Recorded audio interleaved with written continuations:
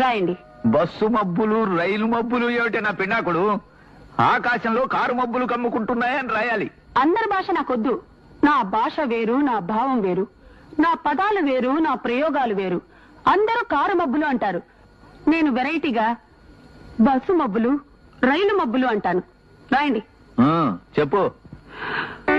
రైలు మబ్బుల వెనక నుంచి చంద్రుడు వంగి చూస్తున్నాడు. ఏమిటి? చంద్రుడు వంగి చూస్తున్నాడా? పాప నడుంగాని పట్టేసిందే. అబ్బా రాయండి. ఎడారిలో పడవ మీద ప్రయాణిస్తున్నా. ఎడారిలో పడవలు ఎక్కడ ఉంటాయా? అన్ని ఇసుక దిబ్బలేగా. అబ్బా చోలు మూసుకుని రాయండి. అంటే నోరు మూసుకోమనే? అవును రాయండి. పడవ మీద ప్రయాణిస్తున్నా కుమార్ రాజాకి ఆకలి వేసి కడుపులో కుక్కలు పరిగెడుతున్నాయి. ఇది మరీ చండాలంగా ఉంది. ఎవరికన్నా ఆకలిస్తే కడుపులో ఎలికలు పరిగెడుతున్నాయని రాయడం రివాజు. నాకు